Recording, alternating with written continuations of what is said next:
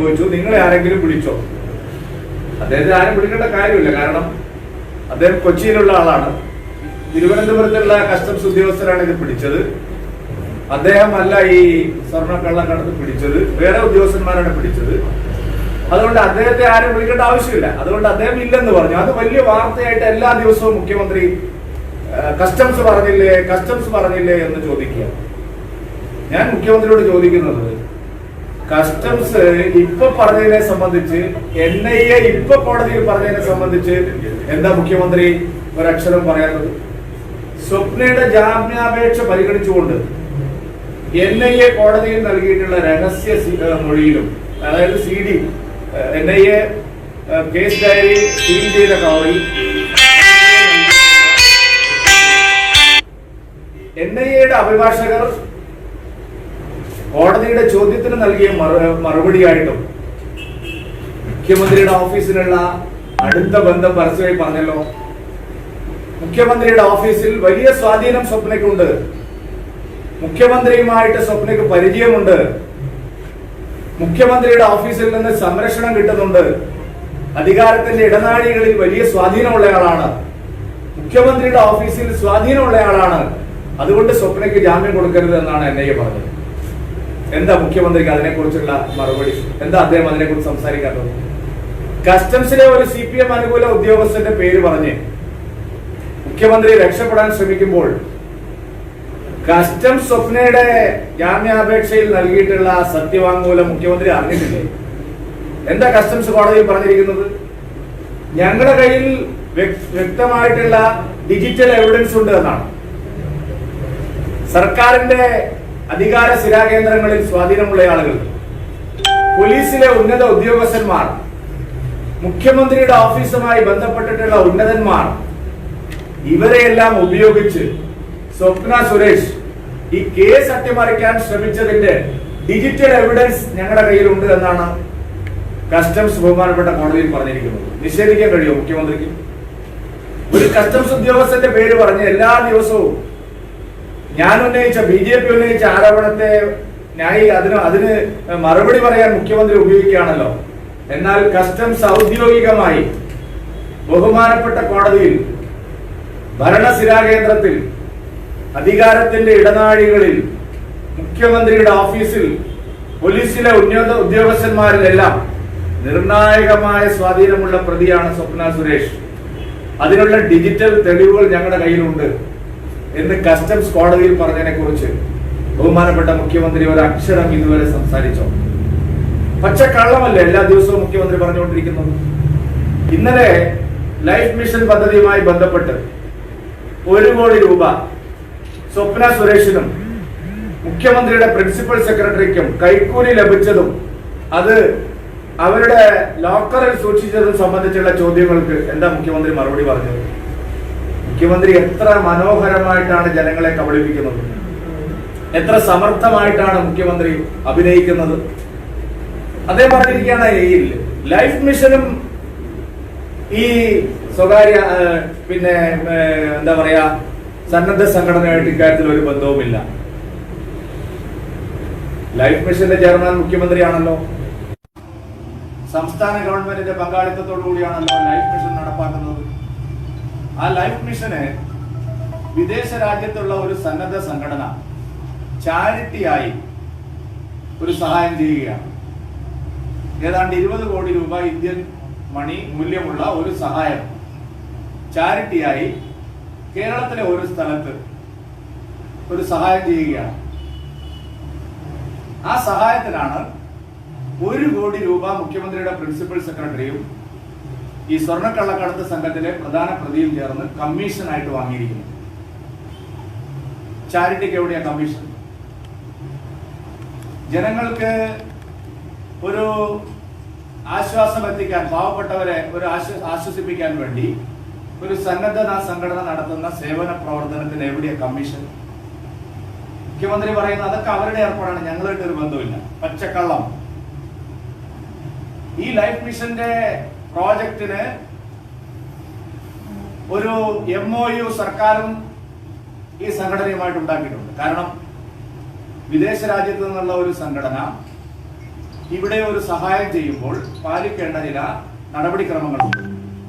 ആ നടപടിക്രമങ്ങളെല്ലാം പാലിച്ചുകൊണ്ടാണോ ഈ പദ്ധതിയിൽ മുഖ്യമന്ത്രി പങ്കാളിയായത്, സംസ്ഥാന ഗവൺമെന്റ് പങ്കാളിയായത് എന്ന് ഞാൻ ചോദിക്കാൻ ആഗ്രഹിക്കുക. വിശദാംശങ്ങൾ പുറത്തു വരിക തന്നെ ചെയ്യും. ആ നടപടിക്രമങ്ങളെല്ലാം പാലിച്ചിട്ടുണ്ടോ? മുഖ്യമന്ത്രി അത് വ്യക്തമാക്കിയിട്ടില്ല. ഗവൺമെന്റിന് ഇതിന് യാതൊരു ബന്ധവുമില്ല എന്ന് പറയുന്നു. എന്നാൽ അവിടെ വെച്ചിരിക്കുന്ന പരസ്യ ബോർഡിൽ UAE കോൺസുലേറ്റ് എന്ന് അടിച്ചിട്ടുണ്ട്. ഈ ഭവന നിർമ്മാണ പദ്ധതിയുടെ പരസ്യ ബോർഡിൽ UAE കോൺസുലേറ്റും കൂടെ ചേർന്നാണ് എന്ന് അടിച്ചിട്ടുണ്ട്. UAE കോൺസുലേറ്റുമായി ചേരുമ്പോൾ ഇക്കാര്യത്തിൽ സംസ്ഥാന ഗവൺമെന്റിന് ഒരു പങ്കാളിത്തവും ഇല്ലേ? UAE കോൺസുലേറ്റുമായി ചേർന്നാണ് ഇങ്ങനെ ഒരു പരിപാടി കേരളത്തിൽ നടപ്പാവുമ്പോൾ സംസ്ഥാന ഗവൺമെന്റിന് പാലിക്കേണ്ടതായിട്ടുള്ള ഗവൺമെന്റിന്റെ നടപടിക്രമങ്ങളില്ലേ? അത് പാലിച്ചിട്ടുണ്ടോ? വിദേശകാര്യ മന്ത്രാലയം ഉൾപ്പെടെയുള്ള മന്ത്രാലയങ്ങളുമായിട്ടുള്ള ആശയവിനിമയം ഇക്കാര്യത്തിൽ നടന്നിട്ടുണ്ടോ? മുഖ്യമന്ത്രി അത് വ്യക്തമാക്കിയിട്ടില്ല. ഇവിടെ ഈ MOUവിൽ എന്തൊക്കെയാണ് പറഞ്ഞിരിക്കുന്നത്, ഈ ധാരണാപത്രത്തിൽ എന്താണ് ഉള്ളത്? മുഖ്യമന്ത്രി അത് വിശദീകരിച്ചിട്ടില്ല. ആരാണ് ഈ റെഡ് ക്രോസിന്റെ UAEയിലുള്ള സംഘടന നടത്തുന്ന ഈ ചാരിറ്റി പ്രവർത്തനത്തിന് ധനസഹായം നൽകുന്നത്? പണി പൂർത്തിയാവുന്നതിന് മുമ്പ് 1 കോടി രൂപ സ്വപ്നയ്ക്കും ശിവശങ്കരനും കമ്മീഷൻ കിട്ടിയിട്ടുണ്ടെങ്കിൽ ഇതൊരു ചാരിറ്റി പ്രവർത്തനമാണോ? ഇതിനകത്ത് വേറെ എന്തെങ്കിലും ഡീലുകൾ നടന്നിട്ടുണ്ടോ? എങ്ങനെയാണ് സ്വപ്നയ്ക്കും ശിവശങ്കരനും ഇതിന്റെ പേരിൽ 1 കോടി രൂപ കമ്മീഷൻ കിട്ടുന്നത്? സംസ്ഥാന ഗവൺമെന്റ് അറിയാതെ എങ്ങനെയാണ് ഇത്തരം ഒരു പദ്ധതിയിൽ UAE കോൺസുലേറ്റ് വരുന്നത്? UAE കോൺസുലേറ്റിനെയും റെഡ് ക്രസന്റിനെയും മറയാക്കി ഇതിനകത്ത് വേറെ എന്തെങ്കിലും നടന്നിട്ടുണ്ടോ? യഥാർത്ഥത്തിലുള്ള സാമ്പത്തിക സഹായം ഇത് മാത്രമാണോ?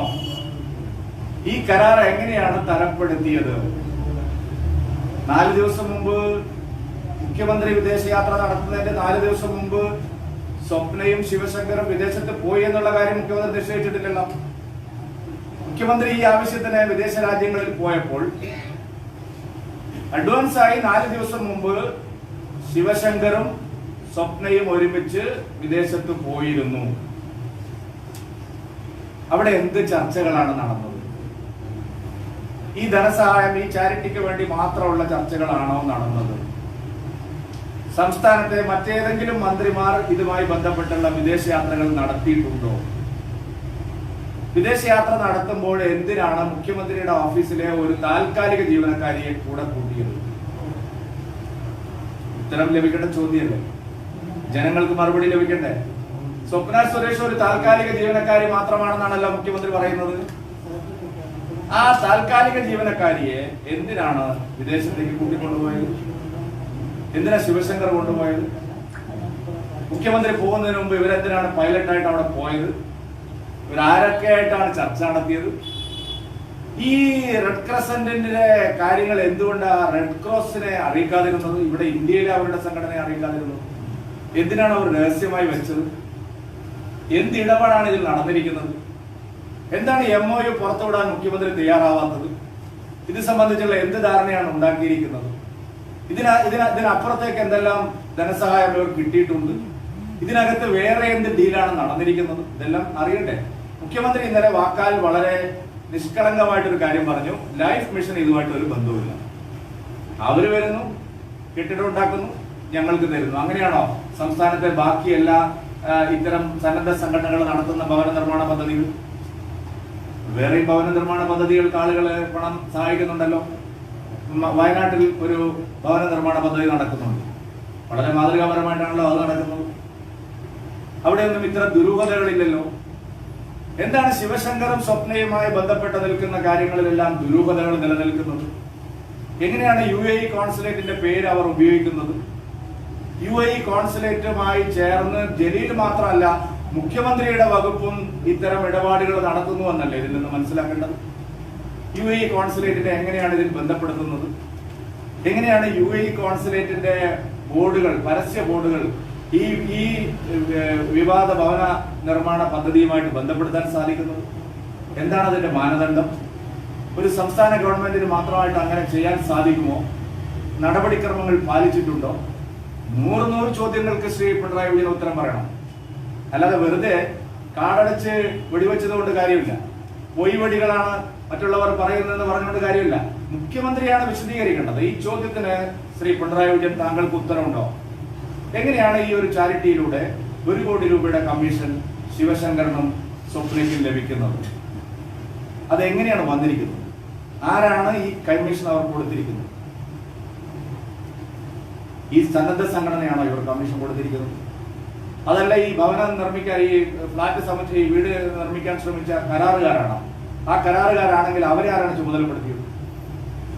ഉത്തരം പറയണ്ടേ? ആ കരാറുകാരെ ആരാണ് ചുമതലപ്പെടുത്തിയത്? മുഖ്യമന്ത്രിയുടെ പ്രിൻസിപ്പൽ സെക്രട്ടറി ആണോ അല്ലയോ?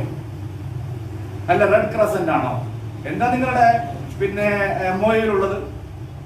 റെഡ് ക്രസന്റ് പണമായിട്ട് തരുന്നതാണോ? റെഡ് ക്രസന്റ് ആരെങ്കിലും കരാറ് കൊടുത്തിട്ട് അവര് കെട്ടിടം പണി നമുക്ക് തരുന്നതാണോ? എങ്ങനെയാണ് ഇവർക്ക് 1 കോടി രൂപ പണി പൂർത്തിയാവുന്നതിന് മുമ്പ് ലഭിച്ചത്? ഇതിനപ്പുറത്തുള്ള കമ്മീഷൻ ഇനി വേറെ ഉണ്ടോ? പണി പൂർത്തിയാവുന്നതിന് മാസങ്ങൾക്ക് മുമ്പ് ഈ 1 കോടി രൂപ അവരുടെ അക്കൗണ്ടിൽ വന്നിട്ടുണ്ടെങ്കിൽ അവർക്ക് കമ്മീഷനായിട്ട് പണമായിട്ട് കിട്ടിയതാണല്ലോ. അങ്ങനെയാണെങ്കിൽ ഇതിന്റെ തുടർ കമ്മീഷനുകൾ, ബാക്കിയുള്ള ഇടപാടുകൾ എന്താണ്? മുഖ്യമന്ത്രിക്ക് വിശദീകരിച്ചാൽ മതിയാവുള്ളൂ. ചോദ്യം ചോദിക്കുന്നവരെ വരട്ടുകയും മാധ്യമ പ്രവർത്തകരെ ആക്ഷേപിക്കുകയും ഈ പ്രശ്നങ്ങൾ സമൂഹ മധ്യത്തിൽ കൊണ്ടുവരുന്നവരെ രാഷ്ട്രീയ ഗൂഢാലോചനയാണെന്ന് പറഞ്ഞ് പരിഹസിക്കുകയും ചെയ്തുകൊണ്ട് കാര്യമില്ല. ശ്രീ പിണറായി വിജയൻ, താങ്കൾ ചോദ്യങ്ങൾക്ക് കൃത്യമായ മറുപടി പറയണം. താങ്കൾ ഒരു ചോദ്യത്തിനും കൃത്യമായ മറുപടി പറയുന്നില്ല. KT ജലീൽ എങ്ങനെയാണ് UAE കോൺസുലേറ്റുമായി ബന്ധപ്പെട്ട് സിയാപ്പിലേക്ക് ഈ ഇത്രയധികം ബണ്ടിലുകൾ കൊണ്ടുപോയത്? താങ്കൾ ഇതുവരെ ഒരു ഉത്തരം പറഞ്ഞില്ല. അദ്ദേഹം പറയുന്നത് ജലീൽ വിശദമാക്കിയിട്ടുണ്ടെന്നാണ്. ജലീലൊന്നും ഇതുവരെ വിശദമാക്കിയിട്ടില്ല. എങ്ങനെയാണ് സിയാപ്പിലേക്ക് ഇത്രയധികം ബണ്ടിലുകൾ UAE കോൺസുലേറ്റിൽ നിന്ന് പോയത്? UAE കോൺസുലേറ്റും സംസ്ഥാന ഗവൺമെന്റിന്റെ ഒരു സ്ഥാപനമായിട്ടുള്ള സിയാപ്പും തമ്മിൽ എന്താ ബന്ധം? മുഖ്യമന്ത്രി അതിന് മറുപടി പറഞ്ഞിട്ടില്ല. ശിവശങ്കറുമായി വ്യക്തിപരമായ അടുപ്പമുള്ളതിന്റെ പേരിൽ മാത്രമാണ്, സ്വപ്നയുമായിട്ട് വ്യക്തിപരമായിട്ട് അടുപ്പമുള്ളത് കൊണ്ട് മാത്രമാണ് അദ്ദേഹത്തെ ഒഴിവാക്കിയെന്ന് പറഞ്ഞു. അല്ല, വ്യക്തിപരമായ അടുപ്പമാണെങ്കിൽ എങ്ങനെയാണ് ശിവശങ്കരന്റെ ചാർട്ടേഡ് അക്കൗണ്ടന്റും സ്വപ്നയും ചേർന്ന് സ്വകാര്യ ബാങ്ക് ലോക്കർ സ്ഥാപിക്കുന്നത്? എങ്ങനെയാണ് അതിൽ പണം നിക്ഷേപിക്കുന്നത്? കൈക്കൂലി പണം നിക്ഷേപിക്കുന്നത്? കസ്റ്റംസിന്റെ കോടതിയിലുള്ള വിശദാംശങ്ങൾ മുഖ്യമന്ത്രിയുടെ ഓഫീസിൽ വളരെ വ്യക്തമായിട്ടും അറിവുണ്ടെന്ന് പറഞ്ഞിട്ട് മുഖ്യമന്ത്രി നിഷേധിക്കുന്നില്ല. ഈ മുഖ്യമന്ത്രി ധരിക്കുന്നത് തന്റെ ഓഫീസ് എന്ന് പറഞ്ഞാൽ താൻ ഇരിക്കുന്ന ഒരു കസേര മാത്രമാണ് എന്നാണ്. മുഖ്യമന്ത്രി ഇരിക്കുന്ന ഒരു കസേരയും ഒരു മേശയും മാത്രമാണ് മുഖ്യമന്ത്രിയുടെ ഓഫീസ് എന്നാണോ താങ്കൾ വിചാരിച്ചു വെച്ചിരിക്കുന്നത്?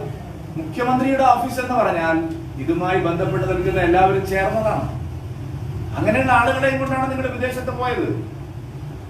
ഞാൻ സംശയിക്കുന്നു 2018 പ്രളയകാലത്ത് മുഖ്യമന്ത്രിയും പരിവാരങ്ങളും, മുഖ്യമന്ത്രിയും മന്ത്രിമാരും എല്ലാം വിദേശത്തേക്ക് പോവാൻ തിടുക്കം കാട്ടിയതും വിദേശ സഹായങ്ങൾ ലഭ്യമാക്കാൻ തിടുക്കം കാട്ടിയതിന് പിന്നിലും ഇത്തരം ദുരുദ്ദേശങ്ങൾ ഉണ്ടായിരുന്നു എന്ന് തന്നെയാണ്. ഒരു വലിയ രാഷ്ട്രീയ പ്രചരണമായിട്ട് അന്ന് വന്നതാണ്. കേന്ദ്ര ഗവൺമെന്റ് ഭാഗ്യവശാൽ അത്തരം നീക്കങ്ങൾ തടഞ്ഞതുകൊണ്ട് കിട്ടിയതിപ്പോ മുതലാക്കുകയാണ്. അതാണ് ഇപ്പോ ഈ ഭവന നിർമ്മാണ പദ്ധതിയിൽ കാണുന്നത്. പല രാജ്യങ്ങളിൽ ഇവർ പോയിട്ടുണ്ടല്ലോ മന്ത്രിമാരും. പല മന്ത്രിമാരും UAE മാത്രമല്ല, ഗൾഫ് രാജ്യങ്ങളിൽ മാത്രമല്ല, അല്ലാത്ത രാജ്യങ്ങളിലേക്കും പോയിട്ടുണ്ട് സഹായം അഭ്യർത്ഥിച്ചുകൊണ്ട്. ഇന്ന് വന്നിരിക്കുന്ന ഒരു വാർത്ത, പ്രധാനപ്പെട്ട ഒരു CPM മന്ത്രി വിദേശ രാജ്യങ്ങളിൽ ഇടയ്ക്കിടയ്ക്ക് പോയിട്ട് ഇത്തരത്തിലുള്ള സന്നദ്ധ സേവാ പ്രവർത്തനം നടത്തുന്ന ആളുകളും ഒക്കെ ആയിട്ട് നിരന്തരമായിട്ട് ബന്ധപ്പെടുകയും ഒക്കെയുള്ള ഒരു വലിയ ഒരു പ്രധാനപ്പെട്ട പത്രത്തിൽ ഇന്ന് വന്നിരിക്കുന്ന വാർത്തയാണ്. എന്താ മുഖ്യമന്ത്രി മറുപടി പറയാത്തത്? ഈ മന്ത്രിയുടെ പേര് പറയാത്ത വാർത്തയെ കുറിച്ചൊന്നും മുഖ്യമന്ത്രി മറുപടി പറയണ്ട. മുഖ്യമന്ത്രി അദ്ദേഹത്തിന്റെ വകുപ്പിൽ നടന്നിരിക്കുന്ന കാര്യങ്ങളെ കുറിച്ചെങ്കിലും മറുപടി പറയണ്ടേ? എങ്ങനെയാണ് ലൈഫ് മിഷൻ ഇങ്ങനെ ഒരു തട്ടിപ്പിന് വശംവദമാവുന്നത്? മുഖ്യമന്ത്രി ചെയർമാനായിട്ടുള്ള ലൈഫ് ഭവന നിർമ്മാണ പദ്ധതിയിൽ 1 കോടി രൂപ ഒരു കള്ളക്കടത്തുകാരിക്കും തന്റെ പ്രിൻസിപ്പൽ സെക്രട്ടറിക്കും കമ്മീഷനായി ലഭിച്ചിരിക്കുന്നു. കമ്മീഷൻ ആരെങ്കിലും കൊടുക്കാതെ ശൂന്യതയിലൂടെ വരില്ലല്ലോ. ആരാണ് കമ്മീഷൻ കൊടുത്തത്? എന്താണ് MOUയിൽ ഈ കരാർ സ്ഥാപനത്തിനുള്ള ഉത്തരവാദിത്വം? റെഡ് ക്രസന്റിന് മാത്രമാണോ? റെഡ് ക്രസന്റിനെയും UAE കോൺസുലേറ്റിനെയും മറയാക്കി ശിവശങ്കരനും സംഘവും മറ്റിടപാടുകൾ നടത്തിയിട്ടുണ്ടോ? വിശദമാക്കണം മുഖ്യമന്ത്രി. ഈ ഭവന നിർമ്മാണ പദ്ധതിയുടെ എല്ലാ കരാർ വിവരങ്ങളും, നടത്തിയിട്ടുള്ള എല്ലാ ആശയവിനിമയങ്ങളും, മുഖ്യമന്ത്രിയോടൊപ്പം ആരൊക്കെയാണ് വിദേശത്ത് ഇതിന് ചർച്ചയ്ക്ക് പോയത് എന്നുൾപ്പെടെയുള്ള കാര്യങ്ങൾ ദയവായി ശ്രീ പിണറായി വിജയൻ താങ്കൾ വ്യക്തമാക്കണം. അതിനുള്ള ബാധ്യത താങ്കൾക്ക്. ആ ചോദ്യം ചോദിക്കുമ്പോഴേക്കും വരട്ടരുത്, അല്ലെങ്കിൽ അസ്വസ്ഥനാവരുത്. ഇങ്ങനെ അസ്വസ്ഥനാവുന്നത് കൊണ്ടാണ് താങ്കളുടെ മേലുള്ള സംശയം വർദ്ധിക്കുന്നത്. ശിവശങ്കർ എന്തെല്ലാം കാര്യങ്ങളാണ് ചെയ്യുന്നത്? അതിലൊന്നും മുഖ്യമന്ത്രിക്ക് ഉത്തരവാദിത്വമില്ലെന്നാണോ? നമ്മളിപ്പോ സ്പ്രിംഗ്ലർ തട്ടിപ്പുമായി ബന്ധപ്പെട്ട ഡാറ്റ ചോർച്ചയെ സംബന്ധിച്ച് ചർച്ച ചെയ്തു. സമാനമായിട്ടുള്ള മറ്റൊരു തട്ടിപ്പാണ് IT വകുപ്പിലൂടെ വിദ്യാഭ്യാസ വകുപ്പിൽ ഇപ്പൊ നടന്നിരിക്കുന്നത്. എല്ലാ കുട്ടികൾക്കും മോക്ക് നീറ്റ് പരീക്ഷ നടത്താനുള്ള സംവിധാനം കൊടുത്തിരിക്കുന്നു. മോക്ക് നീറ്റ് പരീക്ഷ ആർക്കാണ് കൊടുത്തിരിക്കുന്നത്? ഇത് വലിയൊരു തട്ടിപ്പാണ്. ലക്ഷക്കണക്കിന് വിദ്യാർത്ഥികളുടെ ഡാറ്റ ഒരു സ്വകാര്യ കമ്പനിക്ക് കൊടുക്കുക. പരീക്ഷ NDTV-യിലടക്കം പരസ്യം, ഡൽഹിയിലടക്കം വലിയ പരസ്യമാണ്. ഇവർ പറയുന്നത് ഞങ്ങൾക്ക് ഫീസ് ഒന്നും വേണ്ട, ഫ്രീ ആണ്. ഈ ഫ്രീ ആണ് ഏറ്റവും വലിയ പ്രശ്നം. ചാരിറ്റി, ഫ്രീ, ഇതൊക്കെയാണ് പിണറായി വിജയന്റെ അഴിമതിയുടെ പുതിയ മാനങ്ങൾ. അപ്പൊ ആൾക്കാർ സംശയിക്കില്ലല്ലോ. ഫ്രീ ആയിട്ട് കുട്ടികൾക്ക് ഈ മോക്ക് പരീക്ഷയിൽ പങ്കെടുക്കാം. എന്നിട്ട് വലിയ പരസ്യം കൊടുത്തു. എന്താ ഉദ്ദേശം? ഒന്ന് ഡാറ്റ ചോർച്ച, രണ്ട് ഇത് കഴിഞ്ഞ് 400 മുതൽ 5000 വരെ ഫീസിൽ കുട്ടികളെ ആകർഷിക്കാൻ, അവർക്ക് ട്രെയിനിങ് കൊടുക്കാൻ, അവർക്ക് മറ്റ് വൈദഗ്ധ്യം അവരിൽ കൊടുക്കാൻ വേണ്ടിയുള്ള സംവിധാനമാണ് എടുത്തിരിക്കുന്നത്. ആർക്കാണ് കൊടുത്തിരിക്കുന്നത്? പൊതുവിദ്യാഭ്യാസ വകുപ്പിന് കീഴിലുള്ള SIET, സംസ്ഥാന ഇൻസ്റ്റിറ്റ്യൂട്ട് ഓഫ് എഡ്യൂക്കേഷണൽ ടെക്നോളജിയുടെ മറവിലാണ് ബംഗളൂരു ആസ്ഥാനമായിട്ടുള്ള ഒരു കമ്പനി. ബംഗളൂരു ആസ്ഥാനം പേര് മാത്രമേ ഉള്ളൂ,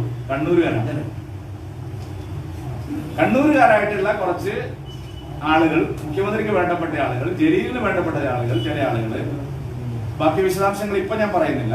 ഏത് പരീക്ഷയാണ് അത്? നമ്മുടെ നീറ്റ് പരീക്ഷയുടെ ബന്ധപ്പെട്ട് അതിന്റെ ഒരു ലിങ്ക് കൊടുത്താൽ നേരെ ചെന്ന് കയറുന്നത്, സർക്കാരിന്റെ ലിങ്കിൽ ചെന്ന് കൊടുത്താൽ കയറുന്നത് ഒരു സ്വകാര്യ കമ്പനിയുടെ സോഫ്റ്റ് വെബ്സൈറ്റിലാണ് കയറുന്നത്. അതിൽ കയറിയാൽ നമുക്ക് നാസിമിനെ ആരാണ് ഈ പരിപാടി നടത്താൻ ഏൽപ്പിച്ചിരിക്കുന്നത്, എന്താണ് അവരായിട്ടുള്ള കരാർ? നീറ്റ് കേന്ദ്ര സർക്കാരില്ല, മോക്ക് നീറ്റ് ആണ്. അതായത് കുട്ടികൾക്ക് നീറ്റ് പരീക്ഷയ്ക്ക് മുമ്പായി അവരുടെ വൈദഗ്ധ്യം വർദ്ധിപ്പിക്കാൻ, പരീക്ഷയെ ക്ഷമത വർദ്ധിപ്പിക്കാൻ വേണ്ടിയുള്ള മോക്ക് നീറ്റ് ആണ്. ലക്ഷക്കണക്കിന് കുട്ടികളാണ്. 5-ാം തീയതി രജിസ്ട്രേഷൻ തുടങ്ങി, 8-ാം തീയതി അവസാനിപ്പിച്ച് പരീക്ഷ ഇന്നലെ നടത്താനായിരുന്നു, മിനിഞ്ഞാന്ന് നടത്താനായിരുന്നു തീരുമാനം. പക്ഷേ കാലവർഷക്കെടുതി കാരണം പരീക്ഷ 16-ാം തീയതിയിലേക്ക് മാറ്റിയിരിക്കും. ആ 16-ാം തീയതിയിലേക്ക് മാറ്റിയത് കൊണ്ടാണ് കൂടുതൽ വിവരങ്ങൾ പുറത്തു വന്നത്.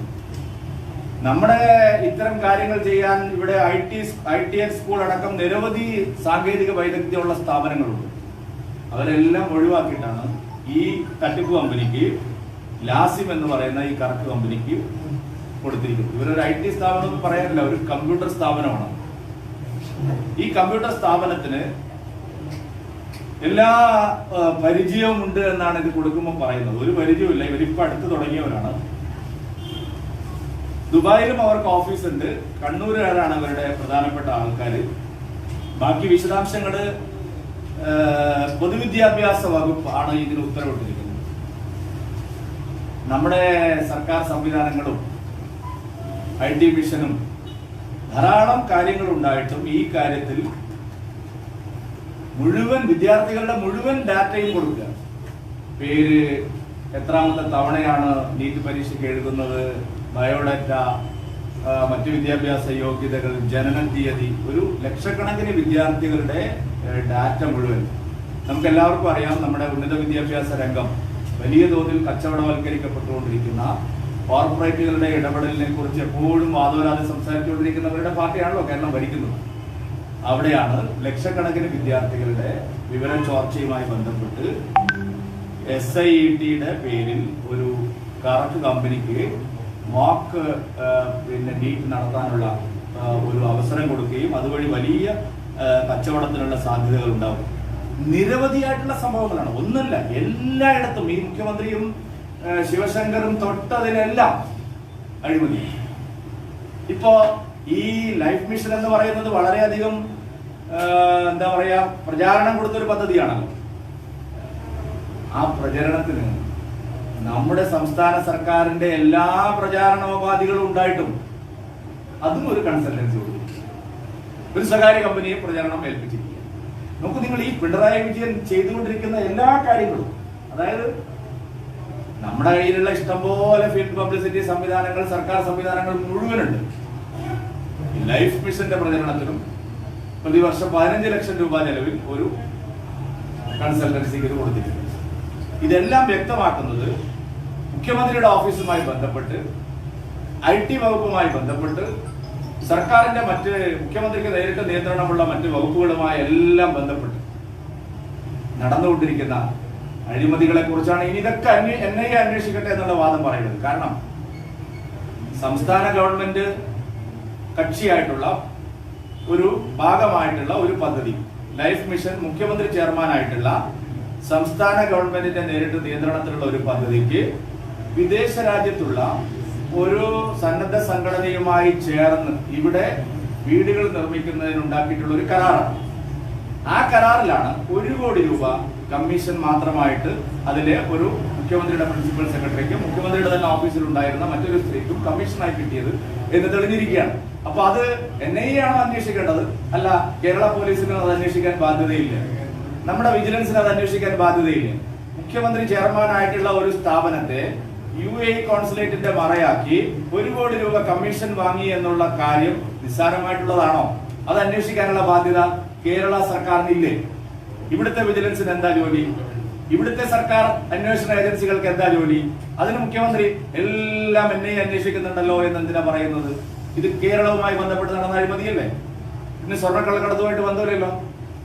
സ്വർണ്ണക്കള്ളക്കടത്തുമായി ബന്ധമുള്ള UAE കോൺസുലേറ്റ് വിഷയം ജലീലിൻ്റെതാണ്. ഞാൻ ചോദിക്കുന്നത്, UAE കോൺസുലേറ്റിനെ ജലീലിൽ മാത്രമാണോ മറയാക്കിയിട്ടുള്ളത്? മുഖ്യമന്ത്രി മറയാക്കിയിട്ടില്ലേ? സ്വപ്നേന്ദ്രനെ കൂടെ പോയത്? ഇതെല്ലാം അന്വേഷണ വിധേയമാക്കാനുള്ള ആർജവം മുഖ്യമന്ത്രി കാണിക്കണം. അല്ലാതെ ചോദ്യങ്ങൾ ചോദിക്കുന്നവരുടെ മുകളിലേക്ക് കുതിര കയറിയത് കൊണ്ട് കാര്യമില്ല. വസ്തുതകൾ വസ്തുതകളായി തന്നെ നിൽക്കും ശ്രീ പിണറായി വിജയൻ. അതിന്റെ മുകളിൽ എത്ര കുതിര കയറിയാലും യാഥാർത്ഥ്യം പുറത്തു വരാതിരിക്കില്ല. ഈ ശിവശങ്കരനെതിരെയായിരുന്നു താങ്കളുടെ പാർട്ടിക്ക് ആദ്യം മുതലേ ആരോപണം. കേസിന്റെ അന്വേഷണം ഏതാണ്ട് ഒരു നല്ല ഘട്ടത്തിലെത്തിക്കഴിഞ്ഞു. മണിക്കൂറുകളോളം ശിവശങ്കരനെ എല്ലാ ഏജൻസികളും ലഭ്യമായ വിവരമനുസരിച്ച് കസ്റ്റംസ് മണിക്കൂറുകളോളം ചോദ്യം ചെയ്തു. ഇതുവരെയും ശിവശങ്കരന് എതിരെ ഒരു ചാർജുണ്ടോ? നിലവിലുള്ള ഒരു രേഖയിലും ശിവശങ്കരന്റെ പേര് പരാമർശിക്കപ്പെട്ടില്ല എന്നാണ് നമ്മുടെ അറിവ്. താങ്കൾക്ക് മറ്റൊരു അറിവുണ്ടെങ്കിലും പറയാം. എന്തുകൊണ്ടാണ് ഇത്രയും ആരോപണങ്ങളും തെളിവുകളും ഒക്കെ ഉണ്ടെങ്കിൽ ശിവശങ്കരനെ പിടിച്ചാൽ അറസ്റ്റ് ചെയ്യാത്തത്? അല്ല, കേസ് അന്വേഷണം അതിന്റെ ഒരു പ്രാഥമിക ഘട്ടത്തിൽ മാത്രമാണ് ഇപ്പോൾ എത്തി നിൽക്കുന്നത് എന്നാണ് ഞാൻ മനസ്സിലാക്കുന്നത്. NIA ഇത്രയും വൈപുല്യമുള്ള, അന്തർദേശീയ തലത്തിൽ ബന്ധങ്ങളുള്ള, തീവ്രവാദ സംഘടനകളുമായി അടക്കം ബന്ധപ്പെട്ട് നിൽക്കുന്ന, അന്താരാഷ്ട്ര തലത്തിൽ തന്നെ പ്രസിദ്ധി ആർജിച്ചിട്ടുള്ള ഒരു കേസാണ്. അതിന് ധാരാളം വിഷയങ്ങളുമായി ബന്ധപ്പെട്ട മാനങ്ങളുണ്ട്. കേസ് അന്വേഷണത്തിന്റെ ആദ്യഘട്ടം മാത്രമാണ് ഇപ്പോൾ ഉള്ളത്. ഈ കേസ് അന്വേഷണത്തിൽ UAPA നിലനിൽക്കില്ല എന്ന് പറഞ്ഞ് ബഹളം വെച്ചവരാണ് ഇവിടെ ഇരിക്കുന്ന എല്ലാവരും, ഈ സർക്കാരിനെ പ്രതികരിക്കുന്ന എല്ലാവരും, കേട്ടോ, ഞാൻ പറഞ്ഞു, കേരളത്തിൽ ഇതിനെ ന്യായീകരിക്കുന്ന എല്ലാവരും. അതുകൊണ്ട് ആ UAPA ഇപ്പോൾ സ്ഥിരീകരിക്കപ്പെട്ടിരിക്കുന്നു. തുടരന്വേഷണം ശരിയായ നിലയിൽ നടക്കുന്നു എന്നാണ് ഞാൻ മനസ്സിലാക്കുന്നത്. ആർക്കും ക്ലീൻ ചിറ്റ് കൊടുത്തിട്ടില്ല എന്നാണ് എന്റെ അറിവ്. ശിവശങ്കരൻ ഉൾപ്പെടെ ആർക്കും ഇക്കാര്യത്തിൽ ക്ലീൻ ചിറ്റ് കൊടുത്തിട്ടില്ല. ശിവശങ്കരനെ പിന്നെ കള്ളക്കടത്ത് സംഘത്തെ വിളിച്ചോ സഹായിച്ചോ എന്നൊക്കെയുള്ള ഒരു വാർത്ത കഴിഞ്ഞ ദിവസം വന്നിരുന്നു. അങ്ങനെ ഒരു കാര്യമേ NIA കസ്റ്റംസ് എവിടെയും പറഞ്ഞില്ല. വെറുതെ ഒരു വാർത്ത കൊടുക്കുകയാണ്. അതിന്റെ പിന്നിൽ ചില ആളുകളാണ്. അതായത് ശിവശങ്കർ തിരിച്ച് സഹായിച്ചില്ല സ്വപ്നയെ, അന്ന് ഹെഡ്ലൈൻ വാർത്തയായിരുന്നു. അങ്ങനെ എവിടെയും കസ്റ്റഡി ആരും പറഞ്ഞിട്ടില്ല, കസ്റ്റംസ് പറഞ്ഞിട്ടില്ല, NIA പറഞ്ഞിട്ടില്ല. അത് അതിന്റെ CD ബാക്കിയൊക്കെ പുറത്തു വരുമ്പോൾ നിങ്ങൾക്ക് ബോധ്യമാവും. അപ്പൊ അങ്ങനെ ഒരു ശ്രമം നടക്കുന്നുണ്ട്. അത് മുഖ്യമന്ത്രിയുടെ പാർട്ടിക്കാര് നന്നായി പരിശ്രമിച്ച് നടത്തുന്നതാണ്, ഞാൻ അതിനെ വിമർശിക്കുന്നില്ല. പക്ഷെ അങ്ങനെ ഒരു കിറ്റും ശിവശങ്കർ ഉൾപ്പെടെ ആർക്കും കൊടുത്തിട്ടില്ല. അന്വേഷണത്തിന് നമുക്ക് നിർബന്ധമൊന്നും പിടിക്കാൻ പറ്റില്ല. അന്വേഷണം ഉള്ളതേ വരുള്ളൂ, ഇല്ലാത്തത് വരുത്താൻ അങ്ങനെയുള്ള ഒരു ഏജൻസി അല്ല. കേരള പോലീസ് പോലെയല്ല പിന്നെ NIA. എന്നെ പിടിച്ചകത്തിട്ടതുപോലെ എന്നാ പിന്നെ പിണറായി വിജയൻ ഇപ്പൊ നാളെ രാവിലെ പിടിച്ചകത്തിട്ടാന്ന് വിചാരിക്കും. അതല്ല NIA എന്ന് പറയുന്നത്. NIA അതിന്റെ ഒരു വിശദമായിട്ട് ഈ കാര്യങ്ങളെല്ലാം അന്വേഷിച്ച് കണ്ടെത്തും. ഒരു കാര്യം ഉറപ്പാണ്, മുഖ്യമന്ത്രിയുടെ ഓഫീസിന് ഈ കേസിൽ വ്യക്തമായിട്ടുള്ള പങ്കാളിത്തമുണ്ട്. ജൂലൈ 6 മുതൽ ഞാൻ തുടർച്ചയായിട്ട് പറഞ്ഞുകൊണ്ടിരിക്കുന്ന കാര്യമാണ്, മുഖ്യമന്ത്രിയാണ് ഈ സ്വർണ്ണക്കള്ളക്കടത്ത് കേസിന്റെ പ്രഭവ കേന്ദ്രം മുഖ്യമന്ത്രിയുടെ ഓഫീസാണ്. അത് തെളിഞ്ഞു വരും എന്നുള്ള കാര്യത്തിൽ എനിക്ക് യാതൊരു സംശയവും. താങ്കൾക്ക് ബോധ്യപ്പെട്ടൊരു കാര്യം, ഇപ്പോഴും ആഗസ്റ്റ് 11-ാം തീയതിയായിട്ട് NIA പോലത്തെ വലിയൊരു ഏജൻസിക്ക് ബോധ്യപ്പെടാൻ ആര് പറഞ്ഞു? നിങ്ങൾ എങ്ങനെയാണ്? നിങ്ങൾക്കറിയോ NIA എന്താണ് അവിടെ കൊടുത്തിരിക്കുന്നത്? അറിയോ? NIA കോടതിയിൽ കൊടുത്തിരിക്കുന്ന സീൽ വെച്ച കവറിൽ എന്താണെന്ന് നിങ്ങൾക്കറിയോ? എനിക്കറിയാം. അത് വരുമ്പോ പ്രതി ചേർക്കൽ തുടങ്ങിയിട്ടല്ലേ ഉള്ളൂ. നിങ്ങൾ എങ്ങനെയാണ് ഒരാളെ പ്രതി ചേർക്കില്ലെന്നും പ്രതി ചേർക്കുന്നെന്നും പറയുന്നത്? പ്രതി ചേർക്കുവോ പ്രതി ചേർക്കാതിരിക്കുവോ അവരുടെ അന്വേഷണത്തിൽ കണ്ടെത്തുന്ന കാര്യങ്ങളെ ആശ്രയിച്ചാണ് അന്വേഷണത്തിന്റെ പുരോഗതി. ഇതിപ്പോ സർക്കാരിനെതിരെ BJP ഉന്നയിക്കുന്ന എല്ലാ ആരോപണങ്ങളും ഒന്ന് KT ജലീലിനെ മുൻനിർത്തിയും ശിവശങ്കരനെ മുൻനിർത്തിയും ഇവർക്ക് രണ്ടുപേർക്കും ഇതിൽ പങ്കുള്ളതായി NIA അന്വേഷണ ഏജൻസികൾ പറഞ്ഞിട്ടില്ല എന്നുള്ളതാണ് മുഖ്യമന്ത്രി സേഫ് ഗാർഡ്. അല്ല, മുഖ്യമന്ത്രി അങ്ങനെയൊന്നും പറയാൻ മുഖ്യമന്ത്രി അന്ന് ഒരു ഉദ്യോഗസ്ഥന്റെ പേര് പറഞ്ഞ് മാത്രമാണ് ഇത് പറഞ്ഞത്. മുഖ്യമന്ത്രി ഞാൻ ചോദിച്ച ചോദ്യം പിന്നെ രഞ്ജിത്ത് അയാളെ വിടുന്നത് ആ ഉദ്യോഗസ്ഥനെ വെച്ചാണല്ലോ ഈ മുഖ്യമന്ത്രി ഇത്രയും ഡിഫൻസ് കൊണ്ടുവന്നത്. അതേ കസ്റ്റംസ് പറഞ്ഞു, ഞാനിപ്പോ ചോദിച്ചല്ലോ, കസ്റ്റംസ് പറഞ്ഞിരിക്കുന്നത് മുഖ്യമന്ത്രിയുടെ ഓഫീസിൽ ഉന്നത സ്വാധീനമുണ്ട്. മുഖ്യമന്ത്രിയുടെയും ഓഫീസിലെയും പോലീസിലെയും ആളുകളുടെ സഹായത്തോടുകൂടി ഈ കേസിൽ സ്വപ്ന ഭീഷണിപ്പെടുത്തിയതായി ഡിജിറ്റൽ എവിഡൻസ് ഉണ്ട്. അത് പറഞ്ഞിട്ടുണ്ടല്ലോ, അത് മുഖ്യമന്ത്രി പറഞ്ഞിട്ടുണ്ട്, അല്ല കസ്റ്റംസ് പറഞ്ഞിട്ടുണ്ടല്ലോ. നിങ്ങളെന്താ അത് കാണാത്തത്? കസ്റ്റംസ് പറഞ്ഞിരിക്കുകയാണ്. അത് നിങ്ങൾ അന്വേഷിക്കൂ. കസ്റ്റംസ് സ്വപ്നയുടെ ജാമ്യാപേക്ഷ കാഷ്വൽ കോണ്ടാക്ട് എന്നാണ്. അല്ല, അത് NIA-യുടെയാണ് നിങ്ങൾ പറഞ്ഞത്. കസ്റ്റംസ് ഈ ജാമ്യാപേക്ഷയെ എതിർത്തുകൊണ്ട് കോടതിയിൽ പറഞ്ഞിരിക്കുന്നതാണ്. നിങ്ങൾ അന്വേഷിക്കും. ഇവർക്കെതിരെ ഇത് കേസെടുക്കാത്തും പ്രതിയാക്കാത്തും ആരെങ്കിലും ഇവരെ സംരക്ഷിക്കാൻ ശ്രമിക്കുന്നുണ്ടോ രീതിയിൽ ആരോപണം ഇങ്ങനെ വ്യതിരിപ്പിക്കുന്നവർക്ക് ചില ഉദ്ദേശങ്ങളുണ്ട്. അല്ല, മുഖ്യമന്ത്രി ആവർത്തിച്ച് പറയുന്ന ഒരു കാര്യം സുരേന്ദ്രൻ ശ്രദ്ധിച്ചോ? മുമ്പ് തുടക്കം മുതൽ പറയാണ്, എവിടെ വേണമെങ്കിൽ അന്വേഷിച്ചോട്ടെ, എന്റെ ഓഫീസിലും വന്നോട്ടെ. പക്ഷെ ഒരു കാര്യം ഞാൻ ആവർത്തിച്ച് പറയുന്നു, ഇതിന്റെ നെഞ്ചിടിപ്പ് കൂടുക ഞങ്ങൾക്കെല്ലാം മറ്റു പലർക്കും അല്ല. അതെന്താണ് അങ്ങനെ ഒരു ആത്മവിശ്വാസത്തോടെ പറയുന്നത്? മുഖ്യമന്ത്രി അതിസമർത്ഥനായിട്ടുള്ള ഒരു രാഷ്ട്രീയക്കാരൻ. ഇപ്പൊ എന്റെ ഓഫീസ് എല്ലാം ഫ്രീ ആണെന്ന് അദ്ദേഹം പറഞ്ഞു. നിങ്ങളെല്ലാരും അത് വിട്ടല്ലേ? എവിടെയാണ് CCTV ദൃശ്യങ്ങളുടെ കാര്യം എന്തായി? നിങ്ങൾ വലിയ വാർത്തകളെല്ലാം അന്ന് അവിടെ ഓടിയെത്തി, മനോരമയും മാതൃഭൂമി ഏഷ്യാനെറ്റ് നമ്മുടെ എല്ലാ സുഹൃത്തുക്കളും അവിടെ പോയി. ഇപ്പൊ എന്താ അന്വേഷിക്കാൻ? എത്ര ദിവസം കൊണ്ട് കൊടുക്കാന്നാ പറഞ്ഞത്? CCTV ദൃശ്യങ്ങളുടെ ഇപ്പോഴത്തെ നിജസ്ഥിതി എന്ന് ഇത്ര എന്ന് കൊടുക്കുന്നതായിരുന്നു പറഞ്ഞത്.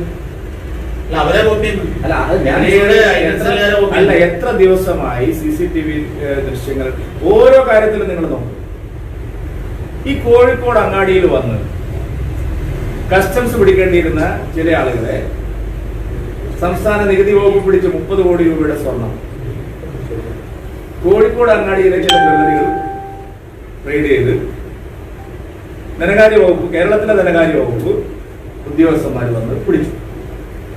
കേരള ധനകാര്യമന്ത്രിയുടെ ഒരു പ്രൈവറ്റ് സെക്രട്ടറി എത്ര തവണയാണ് സ്വപ്നയെ വിളിച്ചിരിക്കുന്നത്? അല്ല, അതെനിക്ക് മനസ്സിലാവാത്തത്. അപ്പൊ ഇതൊക്കെ ഈ സർക്കാർ എങ്ങനെയൊക്കെയാണ് ഈ അന്വേഷണത്തെ വഴിതിരിച്ചുവിടാൻ ശ്രമിക്കുന്നത്, കുറ്റവാളികളെ സഹായിക്കാൻ ശ്രമിക്കുന്നതാണ് ഞാൻ ചോദിക്കുന്നത്. എത്ര തവണയാണ് ധനകാര്യമന്ത്രിയുടെ ഒരു പ്രൈവറ്റ് സെക്രട്ടറി സ്വപ്നയെ വിളിച്ചിരിക്കുന്നത്? എന്താ അയാളുടെ ആവശ്യം? എന്തിനാ ഇവർ ഇടക്കിടക്ക് ഈ വിദേശത്ത് പോകുന്നത്? എന്താ അവർക്ക് അവിടെ എന്തെങ്കിലും ജോലി ഉണ്ടോ? ബാക്കിയൊക്കെ പിന്നെ ഓക്കെ. ഈ വിദ്യാഭ്യാസ വകുപ്പിലെ മോക്ക് ഞാൻ ചോദിച്ചത് അതില് സ്പ്രിംഗ്ലർ കൂടുതൽ അഴിമതിയാണെന്നാണ് പറയുന്നത്. അതിനേക്കാൾ വലിയ അഴിമതിയാണെന്ന് എനിക്ക് തോന്നുന്നത്. കാരണം ഇത്രയധികം കുട്ടികൾ +2 പാസ്സായിട്ടുള്ള ലക്ഷക്കണക്കിന് കുട്ടികളാണ് അവരുടെ ഡാറ്റ മുഴുവൻ കൊടുത്തിരിക്കുന്നത്. അവരെ ഈ ഒരു ആടിനെ ഇല ഒരു പ്ലാവില കൊടുത്തിട്ട് വലിക്കുന്നത് പോലെ ഒരു പ്ലാവില വെച്ച് കൊടുക്കുക, എന്നിട്ട് വലിക്കുക, എന്നിട്ട് അവരെ എല്ലാം ആകർഷിച്ച് വലിയ ഒരു തട്ടിപ്പിന് വിധേയമാക്കും. കമ്പൽസറി ആണോ അതോ കമ്പൽസറി ആണോ എന്ന് ചോദിച്ചാൽ കേരളത്തിലെ ഉന്നത വിദ്യാഭ്യാസ വകുപ്പ് പുറത്തിറക്കിയിരിക്കുന്ന ഒരു ആരുണ്ടാവില്ല. ഇപ്പൊ ഒരു വലിയ പരീക്ഷ എഴുതാൻ പോകുന്ന ഒരാള് ഒരു മോക്ക് ടെസ്റ്റ് ഉണ്ട് എന്ന് പറഞ്ഞാൽ അതിൽ നമ്മുടെ കുട്ടികളൊക്കെ പങ്കാളിയാവില്ലേ? അത് ആകർഷകത്വമുണ്ടല്ലോ അതിന്. മറ്റേ ഈ കമ്പനിക്ക് മുഖ്യമന്ത്രി കണ്ണൂരുകാരാണെന്ന് പറഞ്ഞു. ബാംഗ്ലൂരാണ് ബേസിക്കലി മുഖ്യമന്ത്രി അത് വിശദീകരിക്കട്ടെ. അപ്പൊ പറയാം, എനിക്ക് നല്ല ബോധ്യമുണ്ട്. കാരണം അത് കണ്ണൂരുള്ള ഒരു കറക്റ്റ് കമ്പനിയാണ്. അത് ബാംഗ്ലൂരിൽ ചെന്നാണ് അത് തുടങ്ങിയിരിക്കുന്നത്. അതിനെയൊക്കെ പല കാര്യങ്ങളുണ്ട്. ഇതൊക്കെ വെറുതെ കൊടുക്കുന്നല്ലോ. ഈ മറ്റൊരു കാര്യം, ഈ മലബാറിലെ ക്ഷേത്രങ്ങളിൽ ജീവനക്കാർക്ക് ശമ്പളം കിട്ടുന്നില്ല. പല ക്ഷേത്രങ്ങളിലും മന്ദിത്തിരി കത്തിക്കാൻ പണമില്ലാത്ത സാഹചര്യമാണ്. നിങ്ങളൊരു ശബരിമലയിലൊക്കെ വിശ്വാസികൾക്ക് വേണ്ടി സമരം നയിച്ച ഒരാളാണ്. അപ്പൊ BJP അത് മറന്നുപോയി. എന്താ അവസ്ഥ? ഇന്നലെ ദേവസ്വം ബോർഡ് പ്രസിഡന്റ് ഇന്ന് പറയുന്നത് ക്ഷേത്രങ്ങൾ അടച്ചിടേണ്ടി വരുന്ന അവസ്ഥയാണ് സർക്കാർ സഹായിച്ചില്ലെങ്കിലും BJPയുടെ ഈ വിഷയത്തിലുള്ള നിലപാട്. ക്ഷേത്രങ്ങളെ പൂട്ടിക്കുക എന്നുള്ളതാണല്ലോ ഈ സർക്കാരിന്റെ ലക്ഷ്യം തന്നെ. കാരണം ഒരു നയ പൈസ ഈ പറയുന്ന ദേവസ്വം ബോർഡ് കൊടുത്തിട്ടുണ്ടാവും. മലബാർ ദേവസ്വം ബോർഡിന് കീഴിൽ അന്നത്തിരി കൊടുത്താൽ ഗതിയില്ലാത്ത നൂറുകണക്കിന് ക്ഷേത്രങ്ങളില്ലേ? ദേവസ്വം ബോർഡ് വലിയ വലിയ ക്ഷേത്രങ്ങളൊക്കെ ഏറ്റെടുക്കുകയാണല്ലോ. അപ്പോൾ ദേവസ്വം ബോർഡിന്റെ ദുഷ്ടലാക്ക് കേരളത്തിലെ ക്ഷേത്രവിശ്വാസത്തെ തകർക്കുക എന്നുള്ള ദുഷ്ടലാക്ക് തന്നെയാണ്. എന്ത് സഹായം ചെയ്തു കൊടുത്ത്? ഒരു നയ പൈസയുടെ സഹായം ഈ അടച്ചു പോകേണ്ടി വരുന്ന ക്ഷേത്രങ്ങൾക്ക് ദേവസ്വം ബോർഡുകൾ ചെയ്തിട്ടുണ്ട്. പിന്നെ എന്തിനാണ് ഇങ്ങനെ ഒരു വെള്ള ചെയർമാനും മന്ത്രി അതിന്റെ അംഗങ്ങളും കാറും കോപ്പും ഇതെല്ലാം വെച്ചിട്ട് ഇവര് ഈ ലക്ഷങ്ങൾ ദൂർത്തടിക്കല്ലേ ഇപ്പോഴും? എന്തിനതിന്റെ ആവശ്യം? ഇപ്പൊ ക്ഷേത്രം അടക്കേണ്ടി വരികയാണ്. എന്താ ചെയ്യാൻ പോകുന്നത്? BJPയുടെ അല്ല, ശക്തമായിട്ട് ഗവൺമെന്റ് ദേവസ്വം ബോർഡുകൾ കാശ് കൊടുക്കണം, ക്ഷേത്രങ്ങളെ സഹായിക്കണം, അവർക്ക് തുറക്കാനുള്ള സൗകര്യങ്ങൾ ചെയ്തു കൊടുക്കണം. ഏത് അന്തിത്തിരി കൊടുക്കുന്ന ക്ഷേത്രങ്ങൾ അല്ല, കൊടുത്താൻ ഗതിയില്ലാത്ത ക്ഷേത്രങ്ങൾക്ക് ദൈനംദിന കാര്യങ്ങൾ വേറെ ഒന്നും ചോദിക്കില്ല. ദൈനംദിന കാര്യങ്ങൾ നടത്താൻ പൂജാരിക്ക് ശമ്പളം കൊടുക്കണം, അവിടെ നിവേദ്യം ഉണ്ടാക്കണം, അവിടെ വിളക്ക് വയ്ക്കണം, അവിടെ തിരി കൊടുക്കണം, അതിനൊക്കെയുള്ള സൗകര്യം ഗവൺമെന്റ് ചെയ്തു കൊടുക്കണം. അതിനാണ് ഒരു ഗവൺമെന്റ്. അല്ല, അത് കാര്യം പറഞ്ഞപ്പോൾ ഞാൻ അറിഞ്ഞത് ഇന്നലെ മുഖ്യമന്ത്രി പറയുകയുണ്ടായി, ഈ പ്രളയ ദുരിതാശ്വാസ ഈ SDRF ഇഷ്ടംപോലെ ചെലവഴിക്കാൻ കേന്ദ്രം അനുവദിക്കണം, കൂടുതൽ പണം വേണം. പറഞ്ഞില്ലെങ്കിൽ മോശമാണ്. ഇപ്പൊ കയ്യിലുള്ള കാശിന്റെ അവസ്ഥ എന്താ? നമ്മുടെ SDRFന്റെയും പ്രളയ ദുരിതാശ്വാസത്തിന്റെയും മുഖ്യമന്ത്രിയുടെ ദുരിതാശ്വാസത്തിന്റെ ഒക്കെ സ്ഥിതി എന്താണെന്ന് മുഖ്യമന്ത്രി ഒന്ന് പറഞ്ഞാൽ നന്നായിരുന്നു. അദ്ദേഹം ഇന്നലെ പറഞ്ഞു വയനാട്ടിലും കവളപ്പാറയിലും എല്ലാം നടന്നുകൊണ്ടിരിക്കുകയാണ്. ഒന്നും നടന്നിട്ടില്ല, തറക്കല്ല് മാത്രമേ ഉള്ളൂ. ഒരു കൊല്ലം കഴിഞ്ഞിരിക്കുക. കാശില്ലാത്തതാണ്. ഗവൺമെന്റ് കയ്യിൽ കാശുണ്ട്. പ്രളയത്തിന് വേണ്ടി പിരിച്ച കാശുണ്ട്, പ്രളയത്തിന് വേണ്ടി കേന്ദ്രം കൊടുത്ത കാശുണ്ട്, റീബിൽഡിംഗ് കേരളയ്ക്ക് വേണ്ടി മാറ്റിവെച്ച കാശ് വിവിധ ബാങ്കുകൾ നിക്ഷേപിച്ചിരിക്കുകയാണ്. യെസ് ബാങ്കിൽ അടക്കം കൊണ്ടുപോയി നിക്ഷേപിച്ച് ഫിക്സഡ് ഡെപ്പോസിറ്റ് ഇട്ടു. ഒരു കാശും ചെലവഴിക്കുന്നില്ല. മേപ്പാടിയിൽ മാതൃഭൂമിയായിട്ട് ചേർന്നിട്ടാണ് പുത്തുമലയിൽ ചെയ്യുന്നത്. അവർ 4 ലക്ഷം രൂപയാണ് സർക്കാർ കൊടുക്കുന്നത്. കവളപ്പാറയില് ഒരു കാര്യവും മുമ്പോട്ട് പോയിട്ടില്ല. കയ്യിലുള്ള കാശ് ചെലവാക്കി ജനങ്ങളെ സഹായിക്കാൻ എന്താണ് മുഖ്യമന്ത്രി തയ്യാറാവാത്തത്? 2018-ലെയും 2019-ലെയും പ്രളയത്തിൽ നടന്നിട്ടുള്ള ദുരന്തത്തിൽ ഉണ്ടായിട്ടുള്ള നാശനഷ്ടങ്ങളുടെ ശരിയായ കണക്ക് പോലും എടുത്ത് അവർക്ക് വേണ്ടത്ര സഹായം ചെയ്തു കൊടുക്കാൻ പൂർത്തിയാക്കാനുള്ള സമയം കഴിഞ്ഞു. ഇതുവരെ ചെയ്തിട്ടില്ല. എന്നിട്ട് ഇന്നലെ പ്രധാനമന്ത്രിയോട് മുഖ്യമന്ത്രി പറഞ്ഞത്ര ഇനി പണം വേണം. എന്തിനാ ഈ പണം? കുഴുങ്ങി തിന്നാനാണ്. ഈ പണം പാവപ്പെട്ടവന് വേണ്ടി ചെലവഴിക്കാനുള്ളതാണ്. ഒരു കാര്യത്തിലും ഒരു തരത്തിലുള്ള സുതാര്യതയും ഇതിലില്ല. മുഖ്യമന്ത്രി പറയുകയാണ് പ്രളയ ദുരിതാശ്വാസ നിധി ശരിയായ നിലയിലാണ് പോകുന്നത്. ആണോ? പ്രളയ ദുരിതാശ്വാസ നിധി മോഷ്ടിച്ചതിന്റെ പേരിൽ കേസ്, ഈ പോലീസ് കേസ് ചാർജ് ചെയ്തിരിക്കുന്ന എത്ര കേസുകളുണ്ട്? ലക്ഷക്കണക്കിന് കോടിക്കണക്കിന് രൂപ പ്രളയ ദുരിതാശ്വാസ ഫണ്ട് വെട്ടിച്ച എത്രയോ കേസുകൾ. 4 പ്രധാനപ്പെട്ട രാഷ്ട്രീയ നേതാക്കന്മാർ ഇടപെട്ട കേസുകൾ, CPM നേതാക്കന്മാർ ഇടപെട്ട കേസുകൾ തന്നെ കേരളത്തിലുണ്ട്. അതുകൊണ്ട് ഗവൺമെന്റിന്റെ കയ്യിൽ കാശുണ്ടായിട്ടും കാര്യമില്ല. അജകള സ്ഥാനം പോലെയാണ്. ആടിന് ഗുണമല്ല, കുറെ ആൾക്കാർക്ക് ഗുണമില്ല. പരിസ്ഥിതിയാകാതെ സംബന്ധിച്ച വനപരിസ്ഥിതി മന്ത്രാലയത്തിന്റെ വിജ്ഞാനത്തോട് കേരളത്തിൽ ഏതാണ്ട് യോജിപ്പാണെന്ന് തോന്നുന്നു. 6 മാസം ആയല്ലോ. ഇതിപ്പോ ഗത്യന്തരമില്ലാതെ ഒരു ബഹളം വെക്കിയല്ലേ. ഈ കരട് പുറത്തു വന്നിട്ട് 6 മാസമായില്ല. വിപ്ലവകാരികൾ ഭരിക്കുന്ന സ്റ്റേറ്റല്ലേ, CPM ഭരിക്കുന്ന 6 മാസമായിട്ട് ഈ കരട് ഇന്ന് കൊടുക്കുന്നതാണ് വേണ്ടത്. സംസ്ഥാന ഗവൺമെന്റിന് അല്ല കൊടുക്കാത്തത് വേണ്ടെന്ന് പറഞ്ഞിട്ടല്ലോ. 6 മാസം മുമ്പ് ഗവൺമെന്റ് കരട് പുറപ്പെടുവിച്ചിട്ട് എല്ലാവർക്കും അതിനുള്ള കൊടുക്കാന്ന് പറഞ്ഞില്ലേ? അല്ല, ഞങ്ങള് കേന്ദ്ര സർക്കാർ അങ്ങനെ തെറ്റായിട്ടുള്ള ഒരു കാര്യം ചെയ്യുന്നുള്ള ഒരു വിശ്വാസവും ഞങ്ങൾക്കില്ല. ഇതിപ്പോ ജനങ്ങളിൽ നിന്നും സർക്കാരുകളിൽ നിന്നും സാമൂഹ്യ സന്നദ്ധ സംഘടനകളിൽ നിന്നും എല്ലാം അഭിപ്രായം സ്വീകരിക്കുകയാണ്. ആ അഭിപ്രായം നല്ല നിലയിൽ പരിശോധിച്ച് ശരിയായ കാര്യമേ കേന്ദ്ര സർക്കാർ ചെയ്യൂ. അല്ലാതെ ബിജെപിയുടെ നിലപാട് ഇന്നലെ ജാവ്ദേക്കർ ഡൽഹി പറഞ്ഞത് വിവിധ സംഘടനകൾ, പൊളിറ്റിക്കൽ പാർട്ടികൾ, പൊല്യൂഷൻസ് എല്ലാ ആൾക്കാരെയും ഞങ്ങൾ അറിയിച്ചിട്ടുണ്ട്, പരിസ്ഥിതി സംഘടനകളെ അറിയിച്ചിട്ടുണ്ട്. അപ്പോൾ അവർ ഇതിലൊരു നയ രൂപീകരണം എടുത്ത് സർക്കാരിനെ അറിയിക്കണമെന്നാണ് അറിയിച്ചത്. ബിജെപിയുടെ കേരള ഘടകം ഈ സംസ്ഥാനത്തെ ഘടകങ്ങളോട് ഒരു പാർട്ടിയോടും അഭിപ്രായം ചോദിച്ചിട്ടില്ല. അല്ല, ഓരോ സംസ്ഥാനത്തെ അവസ്ഥ വ്യത്യസ്തമാണ്. അതെ, അത് കേന്ദ്രത്തിലെ പാർട്ടിയോടായിരിക്കും, അവരായിരിക്കും പറഞ്ഞത്. ഞങ്ങളെ സംബന്ധിച്ചിടത്തോളം ഈ കാര്യത്തിൽ ഞങ്ങൾക്ക് നേരത്തെ ഒരു നിലപാടുണ്ട്. ഗാഡ്ഗിൽ കമ്മിറ്റി റിപ്പോർട്ട് വന്നപ്പോഴും പിന്നീട് അത് കസ്തൂരി രംഗൻ കമ്മിറ്റി റിപ്പോർട്ട് വന്നപ്പോഴും ഉറച്ച നിലപാടെടുത്ത ഒരു പാർട്ടിയെ കേരളത്തിൽ വ്യക്തമായിട്ടൊരു നിലപാടെടുത്തത് ഞങ്ങളുടെ പാർട്ടി മാത്രമേ ഉള്ളൂ. അതുകൊണ്ട് ആ കാര്യത്തിൽ ആർക്കും സംശയം വേണ്ട. പരിസ്ഥിതിയെ പ്രതികൂലമായി ബാധിക്കുന്ന ഒരു തീരുമാനവും കേന്ദ്ര സർക്കാരിന്റെ ഭാഗത്തുനിന്നുണ്ടാവില്ല. അത് ശരിയായ കാര്യമേ നടക്കുന്നുള്ള വിശ്വാസം. അല്ല, ഈ അമെന്റ്മെന്റിനോടൊപ്പം പൂർണ്ണമായി യോജിപ്പാണ്. അല്ല, അമെന്റ്മെന്റ് ആയിട്ടില്ല. ഇത് ഇപ്പൊ നിലവിൽ ഡ്രാഫ്റ്റിൽ പറഞ്ഞതിനെ കുറിച്ച് ഞങ്ങളുടെ വിവിധ സംഘടനകൾ തന്നെ അഭിപ്രായം നേരത്തെ വ്യക്തമാക്കിയിട്ടുണ്ട്. ഈ proposed suggestions-നോട് നിങ്ങൾക്ക് എതിർപ്പില്ല ഒന്നിനോടും.